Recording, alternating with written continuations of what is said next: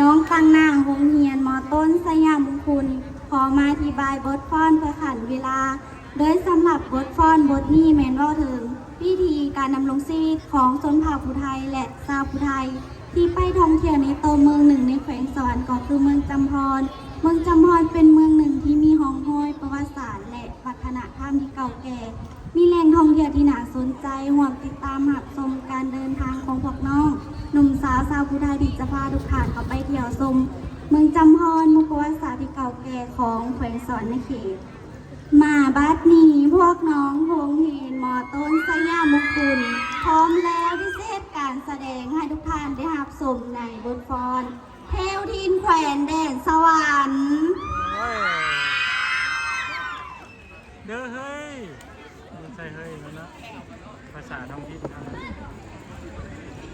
เด้อเฮ้ยน่าสุดจังเลยชาวพุทธนั่ง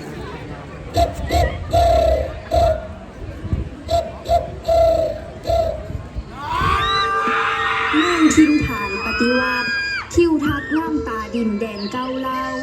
กกแกนเขาเผ่าผู้ไทยแมนเส้นเผ่าหนึ่งที่มีประชากรหลายส่วนใหญ่ประกอบอาชีพเฮ็ดไร่เฮ็ดนา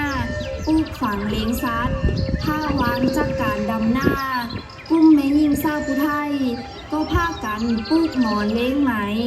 ตำฮูกทอผ้าและประชาชนบางเขตก็พากันนำบ้างไปฮ้อนค่ำตามแม่น้ำลำเซ่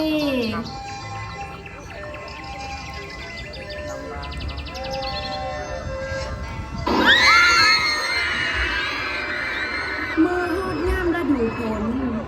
มากลุ่มบ่าวสาวชาวภูไทยก็พากันลงให้ดำนาเมื่อแล้วจากนั้นก็พากันนำสวิงซุ่มเซาะจับปูปลาและกบเขตตามท้องไร่นาและยังมีบุญประเพณีสามัคคีกันคือบุญไขประตูเล้าเข้าหรือบุญขวัญเข้าเผ่าภูไทย